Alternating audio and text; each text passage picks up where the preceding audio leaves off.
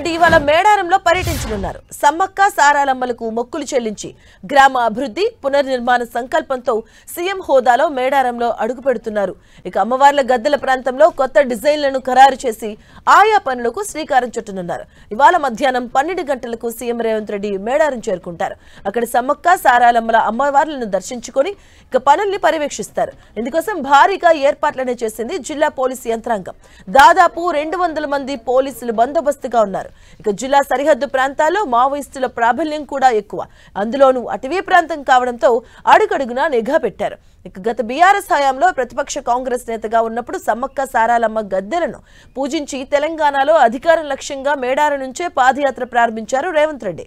2023 ఫిబ్రవరి 7న ఆయన ములుగు జిల్లా మేడారం నుంచి పాదయాత్ర ప్రారంభించారు. ఇప్పుడు తెలంగాణలో కాంగ్రెస్ పార్టీ అధికారంలోకి వచ్చింది. సీఎం హోదాలో ఉన్నారు రేవంత్ రెడ్డి. వచ్చే ఏడాది మేడారం మహాజాతర జరగబోతుంది. ఈలోపు ఈ గ్రామ రూపురేఖలు మార్చి అభివృద్ధి చేయాలని సంకల్పించారు.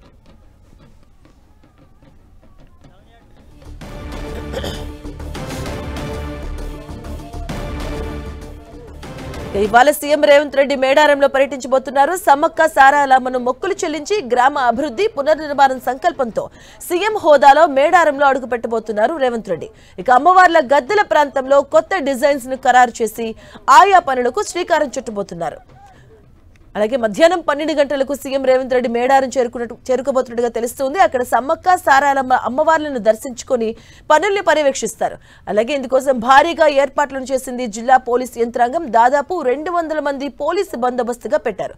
జిల్లా సరిహద్దు ప్రాంతాల్లో మావోయిస్టు ప్రాబల్యం కూడా ఎక్కువగా ఉంటుంది. అందులోనూ అటవీ ప్రాంతం కావడంతో అడుగడుగునా నిఘా పెట్టారు.